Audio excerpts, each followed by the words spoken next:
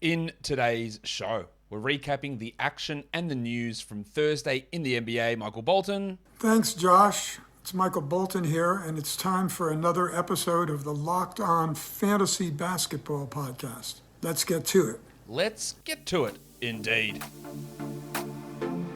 You are Locked On Fantasy Basketball, your daily fantasy basketball podcast, part of the Locked On Podcast Network.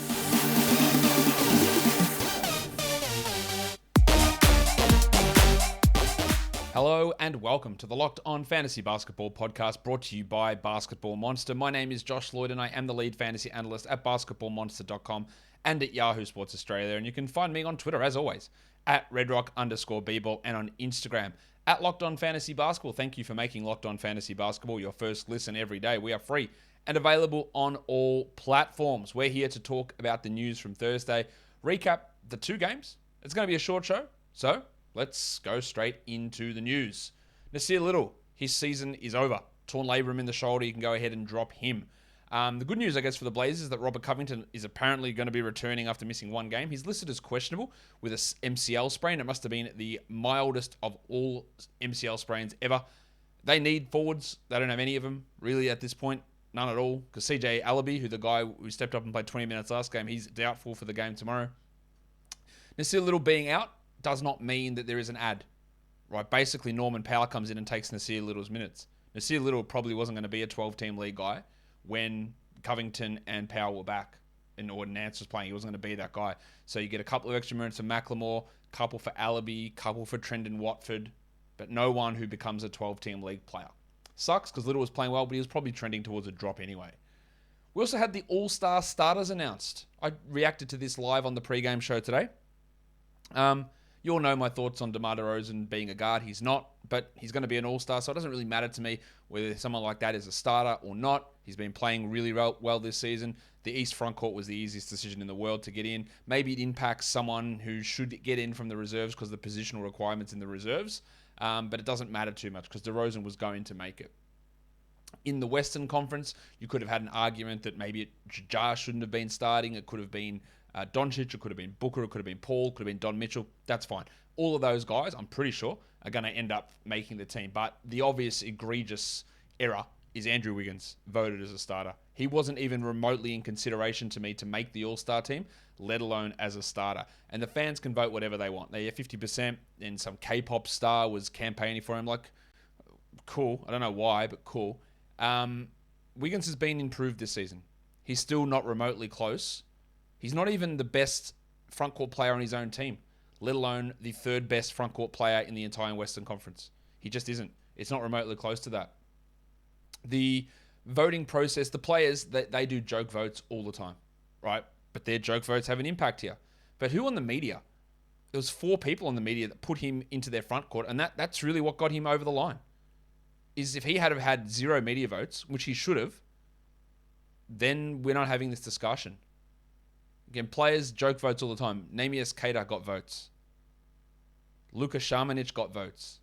That's cool. The players shouldn't have votes, really. Like, it's ridiculous. They don't take it seriously. Half of them don't vote, and the others don't take it seriously. And they voted Wiggins, I think, 4th or 5th out of the forwards. Or it's enough to push him up. But the media, whoever's voting for that, it's embarrassing. Like, it is embarrassing. If you're going to reward the Warriors for being the second best team in the West, how about you vote for their second best player, who's actually the better front court prospect, Draymond Green? If you're going to do that, why the Suns got no all-star starters? Why do the Jazz, who are pretty bloody good as well, have no all-star starters? Why do the Heat, who are pretty bloody good, have no all-star starters? Why? None of this makes sense. It is egregious to not have Rudy Gobert, or Draymond Green, or Karl-Anthony Towns, or even Anthony Edwards. I think, not that Anthony Edwards, he wouldn't make my final All-Star team, but Anthony Edwards, Paul George, these guys have had, I know George is currently out at the moment, but it doesn't stop what he did for the first 2.5 months of the year. It's just an egregious decision from the fans, from the players, and especially from the media. No offense to Andrew Wiggins at all, and anyone who's out there, he deserved it. He did not deserve it. It is that, and that is absolutely no offense to Andrew Wiggins at all. He has improved this season and he is playing better. But he is playing to a level of, I am the 4th best starter on a good team.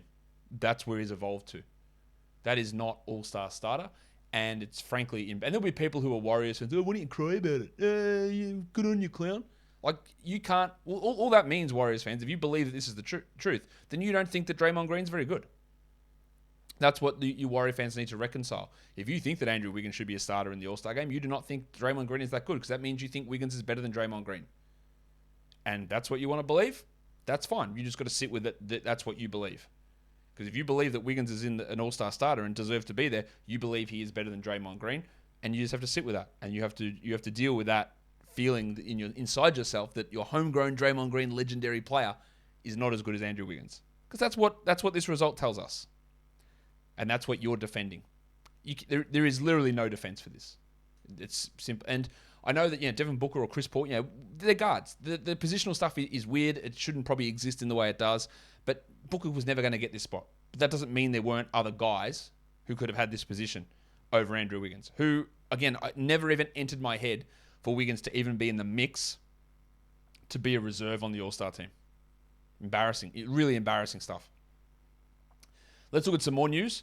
Ayton, Crowder, McGee, all still out for the Suns. Hey, look, actually, let me know what your comments are. If you are here on YouTube, drop it down below. There are going to be people who disagree. Oh, it's the All-Star game. It's for fans. That's fine. Who is actually wanting to watch Andrew Wiggins apart from, apparently K-pop fans? Like, who's actually clamoring to watch Andrew Wiggins as a star? Ayton, Crowder, McGee still out for Phoenix, so we're firing up Cam Johnson and Bismack Biyombo again. Rudy Gobert remains out, so we're streaming in Hassan Whiteside. I reckon Gobert's going to miss a couple more. But Don Mitchell could return. If he's not back Friday, he'll be back on the weekend. Bob Covington, as I mentioned, is already questionable, so that's huge news. Jeremy Grant has cleared COVID protocols after his thumb issue, so he's not coming back tomorrow, but you would think start of next week, maybe on the weekend, he can return. And Kyle Lowry and Marcus Morris, I know they play for different teams. This is not Markieff Morris. Marcus Morris, I just grouped them together, which in hindsight is a pretty bad idea. I grouped them together because they're both still out for personal reasons. We don't know what's going on there, and we hope that everything is okay. But that means Gabe Vincent gets that boost in Miami, and Kennard and Batum and Terrence Mann and Amir Coffey all get extra shots over there for the LA Clippers. Guys, BetOnline wants to issue a happy new betting year. That's what they want to do for 2022. Good for them, because they are your number one spot for all of your sports wagering action in 2022. So it's a new year, and there's a new updated desktop site, or you can use their updated mobile site as well. And go and sign up and use the code LOCKEDON to get 50% welcome deposit bonus on your first deposit. From basketball to football, the NHL, UFC, boxing, and right to your favorite Vegas casino games. Don't wait and take advantage of all of the fantastic offers available for 2022. BetOnline is the fastest and easiest way to bet on all of your favorite sports. BetOnline is where the game starts. 2 weeks from the trade deadline, and us at Locked On NBA, we have a live show. Friday, 10th of February at 3 p.m. is the deadline. We're going to have a live show going from 2 p.m. through to 4 p.m. hosted by Kim Becker, featuring myself and John Corrales, as well as Antonio Daniels, talking about all of the big moves that get made. I'm going to be offering fantasy analysis as well as real-life breakdowns of all of those trades, and it's on the Locked On NBA YouTube channel. So go find I'll be tweeting it out, don't worry, but go and find Locked On NBA on YouTube, hit the notification bell, ring their ding-a-ling, and you will catch us when we go live. Top ads in fantasy over the last 24 hours. A lot of them just streams for today, and that's totally fine. That's how you use your roster. Number one was Furkan Korkmaz. Yeah, you can go ahead and drop him now. Nickeil Alexander-Walker up 23%. I guess because Ingram and Hart are still questionable.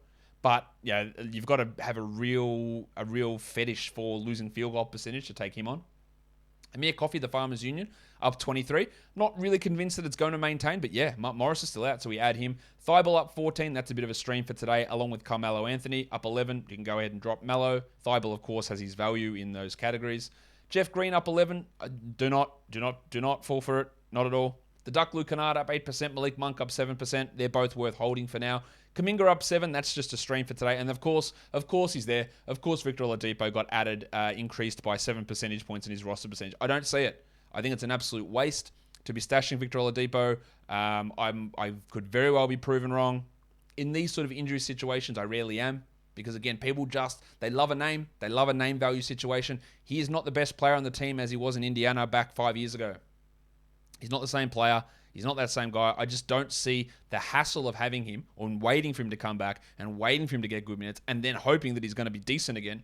There's just too many ifs in there, and it's just not worth it. And I've said that enough, and I'm probably not going to say it again. If you ask me another question about if Victor Oladipo is stashable, I'm just going to answer it the same way. And it's fine. Ask it, because I know everyone doesn't see everything, but my opinion's not changing until something miraculous happens. Top drops in fantasy leagues. Nassir Little, down 20%. Yep, unfortunately, it's got to be dropped. Terrence Davis, down 19%. Yes, he's got to be dropped as well, as out indefinitely with that wrist injury.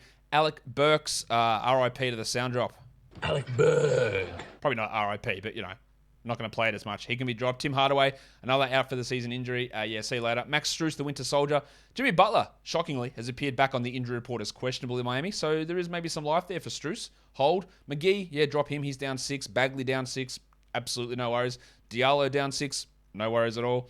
Nick Claxton down 6. I don't fully buy that he's going to be a must-roster 12-team league guy. I think he can be a 12-team league option. I think he can have some value, but not an absolute must. And while he's still dealing with a hammy, see you later. And then Nerlens Noel and whatever's going on with his knees. I'll see you later as well. Nerlens. Let's look at that first game of the night. We are talking about the LA Lakers. They traveled to Philadelphia to take on the Philadelphia 76ers. They did not win. They were beaten pretty comfortably, 105-87. There was no LeBron. He woke up with knee soreness and did not play. But Anthony Davis played 34 minutes. I guess the minutes restrictions are done after one game. 31-12, 2 steals and 4 blocks, 67% shooting. It is a fantastic performance. We do not know whether Davis is going to play tomorrow. He said, I'll see how I wake up. I would imagine that returning from a sprained MCL, you don't want to play 3 games in 4 nights as soon as you return, which is what he's going to have to do if he's going to play. But dumber shit has happened. So keep an eye on that. Westbrook, featured him on the Buy Low show, even though I don't believe that he's producing really positive value for the Lakers. His fantasy value was absolutely in the toilet. And he's jumped back up. He's 78th over the last 2 weeks. 20 points, 2 threes, 60% shooting. Didn't screw up your free throws because he didn't take any. He's playing better. Which is great. Malik Monk started for LeBron, 31 minutes, 11, 4, and 5 with 2 steals. He shot only 23%. This could have been a much bigger game for Monk, but unfortunately the poor shooting was there. I think he's a solid 12-team hold for now, while Stan Johnson, he's locked in as a starter, I would say. 1 steal and 3 blocks is good. He doesn't always do that. The 17% shooting is something he's more likely to do than block 3 shots in a game. But he's just a deeper league guy. Horton Tucker continues to just be actually really bad. 7 points on 25% shooting. I got excited for what he did at the start of the year. He had 2 good games, and he's been terrible in every other game. Yeah, you don't need to be... He's still rostered in 10% of 12-team leagues, of competitive 12-team leagues. I don't know why, but he is. Carmelo Anthony's rostered in 92% of those leagues. That seems a little high. 9 points on 36% shooting in 26 minutes, while Avery Bradley continues to be the winner of the Why Are You Playing NBA Minutes Award. 2 points in 26 minutes for Bradley, while Austin Reeves missed all of his shots. 23 minutes, I think he should play a little bit more. He's not going to be any sort of fantasy option, though. For the Philadelphia 76ers, the Thick Hogsman. I think I am a TH? T to the H! Yeah, TH for life. He's playing really well. 23, 5, and 4, 2 steals and 3 threes. He's back to sort of his old self, which is great. And Joel Embiid, not his best night, but 26, 9, and 7, 1 steal, 2 blocks. Thought Davis got the better of him here. The poor free throws are really annoying. 8 of 13 from the line. Tyrese Maxey was good too. 14, 7, and 10 with 2 blocks. And Georgie Niang chipped in with 14 points and 4 threes in 24 minutes. We don't really rely on that. Curry and Milton are both still out. Doesn't appear like Curry's all that close to returning. Doc said even if this was a playoff game, he wouldn't play. So that makes me think he's not that close to coming back. And while he is out, of course, that boosts the minutes for Furkan Korkmaz, who had 6 points. You can drop him. And Danny Green played 16 in his return, 9 points with 3 triples. Thibault was great. 29 minutes, 8 points, but 4 steals and a block. That's what he does. We know what he does. He gets steals and blocks, and that is the only reason that you roster him. Everything else you get is an absolute bonus. You don't count on any of it. And he can do that. We know that. And Andre Drummond continues to be rostered in far too many leagues. He had 10 boards. That's nice. That's a nice number for sure. But he is now the 249th ranked player over the last 2 weeks. He had 2 points in 13 minutes. I think Embiid's going to rest the game coming up soon. He's played 20 consecutive games, which is huge. Remember when everyone was avoiding Embiid in drafts? I can't trust him to stay healthy. He's actually been really healthy, and he's playing a lot of minutes. But I do think a rest might come up at some point. If there's an upcoming back-to-back for them, we might get Embiid sitting, and then that's when you stream in Drummond. But literally, he's the only guy in the NBA in fantasy basketball who just gets held despite playing a 15-minute backup role. because people are just so petrified of Embiid getting hurt that they think taking on a subpar player for the majority of the season is a winning strategy. I do not agree that that is a winning strategy. But what I do agree with is a winning strategy is eating Built Bar. Because you love a delicious treat. I love a delicious treat. I love smashing bars. Love it. But some candy bars, they're just too high in calories. They're too high in fat. They're too high in sugar. Why would I want to subject my body to that? To this pristine vehicle that I've got in front of you right here. I want to fuel it with high protein, but low carbs and low fat. And that's exactly what Built Bar delivers.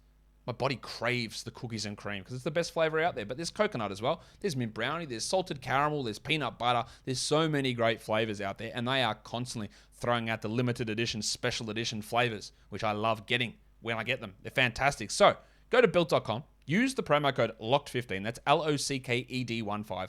And get yourself boxes of Built Bar at 15% off. Built Bar is built different.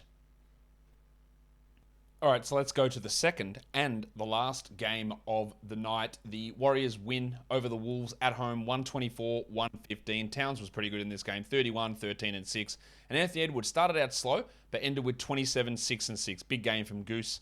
Their 9 of 9 from the line's also really impressive. Good games from McDaniels and Vanderbilt, both starting with Patrick Beverley out. McDaniels, 14 points, 3 threes, a steal and a block. Good numbers, for sure. But McDaniels is only a guy that you stream in on a day like this. There are 2 games on. Patrick Beverley's out. He's playing good minutes. He's up and down. He's only a deep league player, while Vanderbilt, of course, is a must roster. 9 and 8 with 3 steals for him. Jalen Noel, again impressed. 29 minutes, 10 points, 3 steals. That's big. Because D'Angelo Russell had to leave this game early with a shin contusion. 8, 4, and 5 for D'Lo. Shot 30%, revenge game, in those 20 minutes. We hope he doesn't miss time. But if Russell and Beverley have to miss, then Noel, you would have to assume, is going to be in line for those minutes over Malik Beasley. Because Beasley, once again, was terrible. 4 points in 20 minutes on 18% shooting. Noel continues to get the minutes and continues to produce. And if we do hear that Russell and Beverley are out, Noel is a 12-team league stream option for sure. He's at least a 14-team league guy. Now, I don't think Russell and Beverley's injuries are serious or long-term. They might actually both be back next game. So I wouldn't be mortgaging stuff to go and add Jalen Noel. But there's something there to see with him, I think. For the Warriors, Steph found his shot, including a ridiculous one about halfway through the third quarter. 29 points, 8 rebounds, 6 assists, 3 steals, and 6 triples. Good game there. And Klay Thompson was great. 27 minutes, so the minutes are pushing up. 23 points, 5 threes, 4 assists. His passing's been really good. Didn't get to the line at all. But the 4 assists are nice. Really good game from him. And good to see Jordan Poole doing it as well. 19 points with 5 assists in 24 minutes. I still worry about how it's all going to work for Poole with Klay ramping up. But the 24 minutes for him is fine. That's what he'll probably get most nights. He'll be up and down. He's fine as a 12-team league guy. But he's more, instead of being that top 70 player, he's more in that Luke Kennard sort of range at a back-end 12-team league option. Wiggins, his free throws have been atrocious. Missed both of them today. 19 points, 5 triples, 4 assists, a steal, and a block. Really good all-around numbers from Wiggins, but he has been struggling. He's been outside the top 200 over the last 2 weeks. This was a better game, while Otto Porter had 11 and 4 with 2 steals, and he's at least a 12-team streamer while Draymond is out. Kevon Looney got into some foul trouble, so only ended with 24 minutes, while Kuminga really struggled in terms of, he played 18 minutes, but had 4 and 4. Nothing else, bad from the line. He doesn't need to be held in any sort of 12-team league, John Kuminga, yet. He is still rostered in 22% of the competitive formats that we track. So that seems like too many. Don't need to have John Kuminga in 12-team leagues. Let's look at the lines of the night. The monstrous goes to Anthony Davis. Your waiver wire line of the night goes to Jaden McDaniels. Your young gun, of course, is Goose, Anthony Edwards. And your dud of the night is Carmelo Anthony. The top 10 players for today for category leagues. Number 1 was Davis, followed by Curry, Towns, Toby Harris, Klay Thompson, Jordan Poole, Anthony Edwards, Andrew Wiggins, Russell Westbrook, and Joel Embiid. Your top 10 players rostered in 50% of leagues or fewer. McDaniels at number 1. Nothing really interesting there. In fact, I don't think there's much interesting with many of these guys. Niang was at 2. No. Stan Johnson, that's deep leagues. Gary Payton, deep leagues. He's at number 4. Jalen Noel's the only interesting guy there to me who might have 12 or 14 team league impact. Bielitsa, Danny Green, Horton Tucker, Korkmaz, Howard. That's what happens when you're on a 2-game slate, is that even guys doing very, very little can crack that top 10. The top 10 in points leagues today, number 1 was Davis, followed by Towns, Curry, Embiid, Maxey, Wiggins, Edwards, Toby Harris, Klay Thompson, and Jordan Poole. And that will do it. A short show to end the week of recaps. We'll be back tomorrow with a What to Watch For show for Friday's games. For Saturday's games. Friday's one's already out. Don't forget to follow this podcast on Apple Podcasts, Google Podcasts, Stitcher, Spotify, and on the Odyssey app. If you are here on YouTube, give it a thumbs up and leave your comments down below. Guys, we are done here. Thank you so much for listening, everyone. See ya.